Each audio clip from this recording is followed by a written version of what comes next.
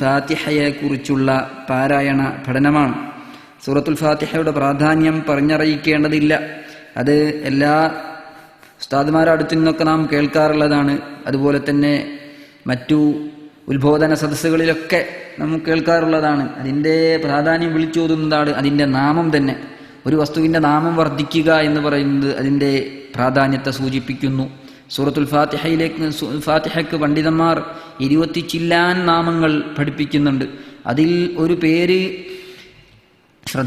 വളരെ ശ്രദ്ധ പതിക്കുന്ന പേരാണ്. എന്താണ്? സൂറത്തു സ്വലാഹ്, നിസ്കാരം എന്ന നാമം അതിന് നൽകപ്പെട്ടിട്ടുണ്ട്. എന്തുകൊണ്ടാണ്? നമുക്കൊക്കെ അറിയുന്നത് പോലെ നിസ്കാരത്തിൽ എല്ലാ നിസ്കാരത്തിലും അത് നിർബന്ധമാണ്. എല്ലാ റക്അത്തിലും നിസ്കാരം ഫാത്തിഹ ഇല്ലെങ്കിൽ നിസ്കാരമില്ല. ഫാത്തിഹ ഉണ്ടാവണമെങ്കിൽ അതിൻ്റെ അക്ഷരങ്ങൾ വേണം. അക്ഷരങ്ങളുടെ മഖ്റജും സിഫത്തും വിശേഷണം ഉച്ചാരണ സ്ഥാനവും അത് പാലിക്കൽ നിർബന്ധമാണെന്ന് ഫത്ഹുൽ മുഈൻ പോലത്തെ ഫിഖ്ഹി ഗ്രന്ഥങ്ങൾ ഖണ്ഡിതമായി തന്നെ പറയുന്നുണ്ട്. ഒരു അക്ഷരം നഷ്ടപ്പെടുകയോ മറ്റൊരക്ഷരമായി മാറ്റിമറിക്കുകയോ ചെയ്താൽ അവൻ്റെ നിസ്കാരം തന്നെ ബാത്തിലാകും, അത് സ്വീകാര്യമല്ലാതെയായി മാറും എന്ന് പണ്ഡിതന്മാർ പറയുന്നുണ്ട്. അതുകൊണ്ടാണ് സൂറത്തുൽ ഫാത്തിഹയ്ക്ക് പ്രാധാന്യം കൊടുത്ത് ഇവിടെ ക്ലാസ് നിങ്ങൾക്ക് മുമ്പിൽ സമർപ്പിക്കാൻ ICF-ന്റെ നേതൃത്വം ഇവിടെ മുന്നോട്ട് വന്നതും. അള്ളാഹു അവരിൽ നിന്ന് ഖബൂൽ ചെയ്യുമാറാവട്ടെ. നമുക്കൊക്കെ നമ്മളിൽ നിന്നൊക്കെ പടച്ചവൻ സ്വീകരിക്കുമാറാവട്ടെ. സൂറത്തുൽ ഫാത്തിഹ എന്നല്ല മറ്റെല്ലാ സൂറത്തുകളും മറ്റ് ഖുർആനിൻ്റെ ഏത് ഭാഗം ഓതി തുടങ്ങുകയാണെങ്കിൽ ഓത്തിന്റെ തുടക്കത്തിലൊക്കെ അഊദു ഓതി നാം ശീലിക്കേണ്ടതുണ്ട്. അത് സുന്നത്താണ്. നിസ്കാരത്തിൽ തന്നെ ഓരോ റക്അത്തിലും അഊദു ഓതൽ സുന്നത്തുണ്ട്. സൂറത്തുൽ ഫാത്തിഹയ്ക്ക് മുമ്പ് ഓരോ റക്അത്തിന്റെ തുടക്കത്തിലും അഊദു ഓതൽ സുന്നത്തുണ്ട്. എന്നിട്ടാണ് ബിസ്മി ഓതി സൂറത്തുൽ ഫാത്തിഹ തുടങ്ങേണ്ടത്. അതുകൊണ്ട് അഊദുവിനെ കുറിച്ചാണ് ഇന്ന് നാം പ്രതിപാദിക്കുന്നത്. അഊദു ആവണമെങ്കിൽ അതിൻ്റെ അക്ഷരങ്ങൾ പദങ്ങൾ വരണം. പദങ്ങൾ വരണമെങ്കിൽ അക്ഷരങ്ങൾ ഉണ്ടായാലേ പദമാവുകയുള്ളൂ. നമ്മൾ ശൈത്താനിൽ നിന്ന് പിശാചിൽ നിന്ന് അള്ളാഹുവിനെ കൊണ്ട് കാവൽ തേടുകയാണ് അഊദു കൊണ്ടുള്ള ലക്ഷ്യം. അത് നേരാംവണ്ണം ഉച്ചരിച്ചില്ലെങ്കിൽ പിന്നെ അവിടെ ശൈത്താനിന് സന്തോഷമുണ്ടാകുന്ന ഒരവസ്ഥ വരും. അത് ഉണ്ടാവാൻ പാടില്ല. അതുണ്ടായ പിന്നെ അഊദു ശരിയാവൂല. അപ്പം പിന്നെ ശൈത്താൻ നിസ്കാരത്തിലേക്ക് കടന്നു വരും. അങ്ങനെ നമ്മുടെ ആരാധനയെ നിഷ്പ്രഭമാക്കി കളയും. അള്ളാഹു കാത്തു രക്ഷിക്കുമാറാവട്ടെ. അതുകൊണ്ട് അഊദു മുതൽ തന്നെ നാം ശ്രദ്ധിച്ചു തുടങ്ങണം. തക്ബീറത്തു തഹ്റീമൊക്കെ ശ്രദ്ധിക്കണം. സൂറത്തുൽ ഫാത്തിഹയുടെ തുടക്കത്തിൽ അഊദു പ്രത്യേകിച്ച് നാം ശ്രദ്ധിക്കേണ്ടതുണ്ട്. അഊദു പറയുന്ന സമയത്ത് ഐൻ എന്ന് പറയുന്നത് മലയാളത്തിൽ തീരെ ഇല്ലാത്തതാണ്. തൊണ്ടയുടെ നടുവിൽ നിന്ന് ശബ്ദത്തോടുകൂടി നേർപ്പിച്ച് പറയേണ്ടതാണ്. ശബ്ദം ധരിച്ചുകൊണ്ട് കാറ്റിൽ നടക്കാൻ പാടില്ല. ശബ്ദമാണ് നടക്കുക. ഇതാണ് അഊ എന്ന് പറയുന്ന സ്ഥലത്തുള്ളത്. അപ്പം അഊ അല്ല അഊദു ആണ്. പിന്നെ ദാലും ശ്രദ്ധിക്കണം. ദാൽ തീരെ മലയാളത്തിൽ ഇല്ലാത്തതാണ്. നാവിന്റെ അറ്റം മേലെ 2 മുൻപല്ലുകളുടെ അറ്റത്ത് വെച്ച് അൽ എന്ന സ്വരം വരണം. എന്ന് വരണം.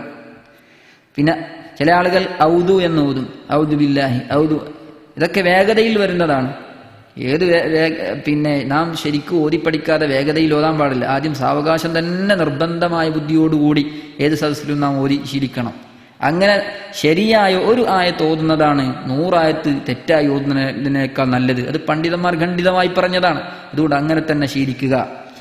അതുകൊണ്ട് ഔ അല്ല അഊ ആണ്, ഔദു അല്ല. അതേപോലെ അഅദു എന്നും അല്ല. അഅദു ബില്ലാഹി എന്ന് ചില ആളുകൾ ഓതുന്നതിൽ കേൾക്കാം. അഅദു അല്ല, അഊ എന്ന് തന്നെ. അതിന് ഐനിന്റെ ശേഷം ഒരു സുക്കൂനുള്ള വാവുണ്ട്. അഊ എന്ന് ഉച്ചരിക്കണം. അഊദു അഊദു അഊദു എന്ന് പറയണം. ഇനി ബില്ലാഹിയിൽ അള്ളാഹുവിൻ്റെ നാമമാണല്ലോ അള്ളാഹു ബില്ലാഹി.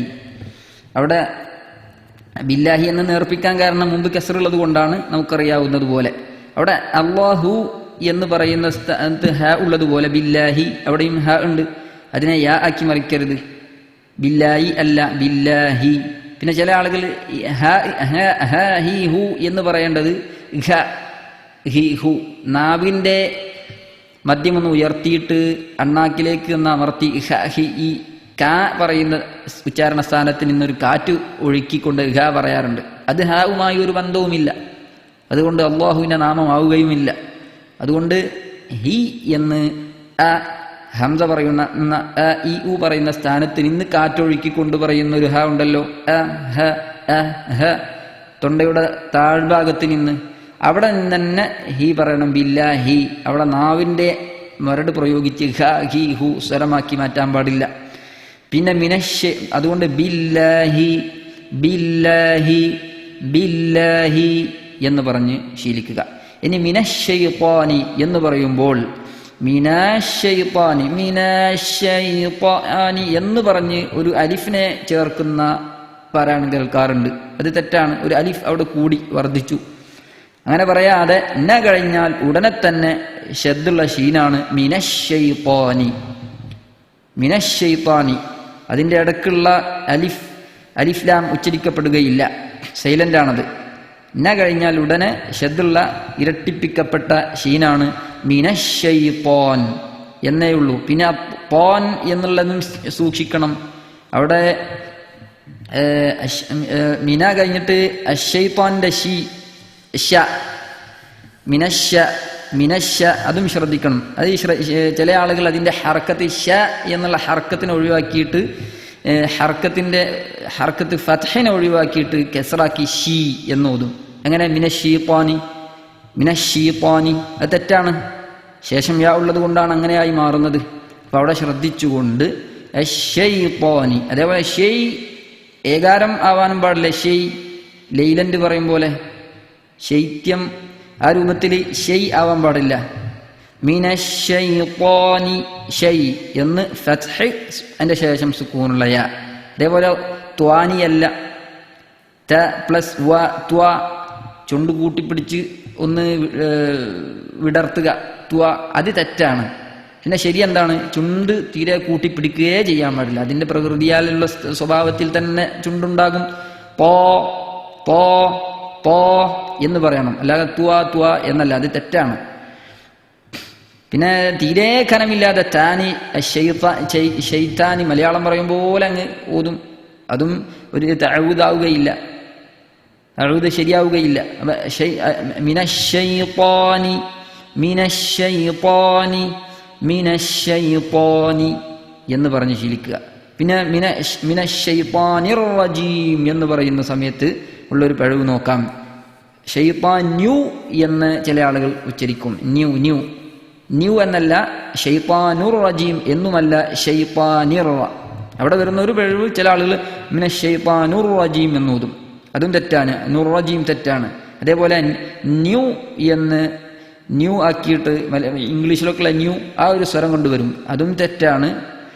പിന്നെ റാജീം എന്നൊരു അലിഫിനെ കൊടുത്തിട്ട് ഓതും, അതും തെറ്റാണ്. റാജീം അല്ല. അപ്പോൾ നുറജീമല്ല, ന്യുറജീമല്ല. ശരി എന്താണ്? നിർറജീം മിനശ്ശൈത്വാനിർ റജീം. ഇതാണ് ശരി. പിന്നെ റജീം എന്ന അലിഫ് കൊണ്ടുവരാൻ പാടില്ല എന്ന് പറഞ്ഞു. റജീം നേരെ റ കഴിഞ്ഞിട്ട് ജീമിലേക്ക് കിടക്കുക, റജീം എന്ന്. ഇനി അവിടുത്തെ ജീമും വേണം ശ്രദ്ധിക്കാൻ. ജീം പറയുമ്പോൾ നാവിൻ്റെ നടു മേലെ അണ്ണാക്കിൽ സ്പർശിച്ചുകൊണ്ട് അമർത്തി പറയണം. പക്ഷേ കാറ്റ് ചലിപ്പിക്കാൻ പാടില്ല. ആവാൻ പാടില്ല. അർറജീം അല്ല, അർറജീം അർറജീം എന്ന് മാത്രം പറഞ്ഞ് ശീലിക്കുക. അവിടുത്തെ അവസാനത്തെ മീം അർറജീം എന്ന മീം തരിമൂക്കിലൂടെ ശബ്ദം വരൽ നിർബന്ധമാണ്. അതല്ലെങ്കിൽ ബും മീമും ഒരേ ഉച്ചാരണ സ്ഥാനമാണുള്ളത്.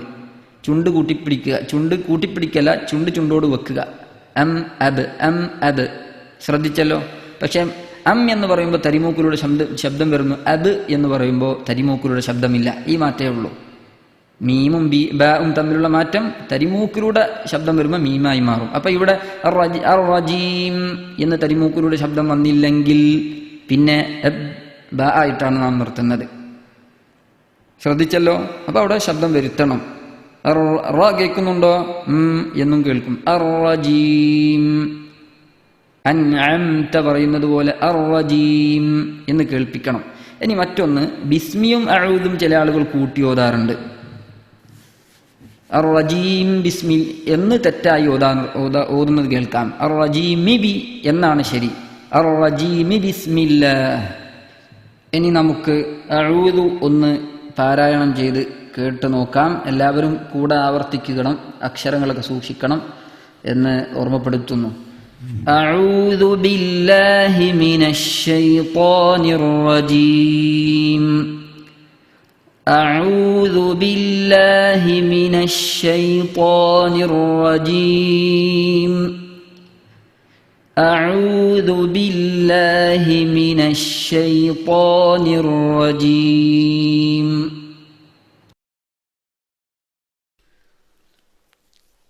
ഇൻഷാ അല്ലാഹു റബ്ബുൽ ആലമീൻ, അള്ളാഹുവിൻ്റെ വിധിയുണ്ടെങ്കിൽ ഇന്ന് മുതൽ നമ്മുടെ ഓരോ ദിവസത്തെ ക്ലാസിൻ്റെയും ഭാഗമായിട്ട് സൂറത്തുൽ ഫാത്തിഹയിലുള്ള അറബി അക്ഷരങ്ങൾ, എന്നാൽ മലയാളത്തിൽ ഇല്ലതാനും അങ്ങനത്തെ അക്ഷരങ്ങൾ ഉണ്ടല്ലോ സൂറത്തുൽ ഫാത്തിഹയിൽ, അത് നാം മലയാളികൾ പ്രത്യേകിച്ച് അത് മൊഴിഞ്ഞ് ശീലിക്കേണ്ടതുണ്ട് എന്ന് പറഞ്ഞറിയിക്കേണ്ടതില്ല. അതുകൊണ്ട് അതിൻ്റെ പ്രത്യേകമായ പഠനം ഓരോ ക്ലാസ്സിൻ്റെയും ഭാഗമായിട്ട് ഉണ്ടാകും. എല്ലാവരും അത് കേട്ടാലും കണ്ടാലും പോരാ, മൊഴിഞ്ഞ് ശീലിക്കണമെന്ന് ആദ്യമായിട്ട് ആമുഖമായിട്ട് പറയുകയാണ്. ഇന്ന് നമുക്ക് അഊദുവിലെ ഐൻ തന്നെ എടുക്കാം. ഐനിൻ്റെ പേര് എന്താണ്? ആ അക്ഷരത്തിൻ്റെ പേര് ഐൻ. ഐൻ ഐൻ ഇതാണ് അക്ഷരത്തിൻ്റെ പേര്. അതിൻ്റെ ഉച്ചരിക്കേണ്ട രൂപവും സ്ഥാനവും ഒന്ന് ചെറിയ രൂപത്തിൽ നമുക്ക് മനസ്സിലാക്കാം. ഉച്ചരിക്കേണ്ട സ്ഥലം തൊണ്ടയുടെ നടുവാണ്. തൊണ്ടയുടെ നടു, മദ്യം. തൊണ്ട നമുക്കറിയാലോ, കൗത്തിൻ്റെ നമ്മളെ ഉൾവശത്ത് ആ തൊണ്ടയുടെ നടുഭാഗം എന്ന് പറയുമ്പോൾ നാമൊക്കെ പറയാറുള്ള അ ഹ അ ഹ ഇതിൻ്റെ മുകൾ ഭാഗത്തായിട്ടാണ് വരേണ്ടത്. എന്നാൽ അന്ന് പാടെ മുകളിലോട്ട് കയറിയിട്ട് ഹ പറയുന്ന സ്ഥാനത്തേക്ക് എത്താനും പാടില്ല. ഹ പറയുന്നതിൻ്റെ താഴ്ഭാഗത്തും അ ഹ പറയുന്നതിൻ്റെ മുകൾ ഭാഗത്തുമായിട്ട് നടുവിലായിട്ട് ഹ എന്ന് ഉള്ള ആ ഒരു സ്വരത്തോടു കൂടി നേർത്ത സ്വരം നേർത്ത ശബ്ദം ചലിച്ചുകൊണ്ടാണ് ഐൻ ഉച്ചരിക്കേണ്ടത്. ചില ആളുകൾ ശബ്ദം മുറിക്കുന്നത് കേൾക്കാം. നഅ്ബുദു എന്ന് പറഞ്ഞിട്ട് ശബ്ദം പാടെ മുറിക്കുന്നത് പിഴവാണ്. അങ്ങനെ ശബ്ദം മുറിയില്ല. ഐൻ ഉച്ചരിക്കുമ്പോൾ നേർത്ത സ്വരം ചലിച്ചുകൊണ്ടേയിരിക്കും. നഅ്ബുദു എന്ന് ചലിച്ചുകൊണ്ടേയിരിക്കും. അപ്പം നേർത്ത ശബ്ദം ചലിച്ചുകൊണ്ട് തൊണ്ടയുടെ മധ്യത്തിൽ നിന്ന് ഉച്ചരിക്കേണ്ട അക്ഷരമാണ് ഐൻ. അതിന് ഹറക്കത്തിട്ട് അത് നേർത്ത സ്വരവുമാവണം. ആലമീൻ എന്ന് കനപ്പിച്ചിങ്ങനെ പറയാൻ പാടില്ല. അൻഅംത എന്ന് കനപ്പിച്ച് പറയാൻ പാടില്ല. അൻഅംത ആലമീൻ എന്നിങ്ങനെ നേർത്ത സ്വരമാണ് വരേണ്ടത്. അതിൻ്റെ ഹറക്കത്തിട്ട് കൊണ്ട് നമുക്കൊന്ന് പറഞ്ഞു നോക്കാം. അ ഇ ഉ അ അ ഇ ഉ അ അ ഇ ഉ അ. എല്ലാവരും കൂടെ ആവർത്തിച്ചിരിക്കും എന്ന് മനസ്സിലാക്കുന്നു. ഒഴിവു സമയം അതുപോലെ പിന്നെ ഒറ്റയ്ക്കിരിക്കുന്ന സമയം ഒക്കെ ഈ വക അടിസ്ഥാനമായ പഠനത്തിന് വേണ്ടിയിട്ട് ഉപയോഗപ്പെടുത്തണം. ഇതിൽപ്പെട്ട ഇനി ഈ ഹറക്കത്തുകൾ നീട്ടുമ്പോഴാണ് മദ്ദക്ഷരമായിട്ട് എന്ന് വരുന്നത്. ഇവകളും പറഞ്ഞു ശീലിക്കണം. അപ്പോഴാണ് നമുക്ക് ആലമീൻ എന്ന് വ്യക്തമായി പറയാൻ കഴിയാം. പറഞ്ഞു ശീലിച്ചിട്ട് ആലമീൻ അൽആലമീൻ പറഞ്ഞു ശീലിച്ചിട്ടാണ് നാം പറയേണ്ടത്. പിന്നെ അഊദു അഊദു അഊദു എന്നിങ്ങനെ ഇങ്ങനെ പറഞ്ഞ് ശീലിച്ചിട്ട് നാം പിന്നെ പദങ്ങളിലേക്ക് കടക്കുന്നു. നഅ്ബുദു നഅ്ബുദു നഅ്ബുദു എന്നിങ്ങനെ പദങ്ങളിലേക്ക് കടക്കുന്നു.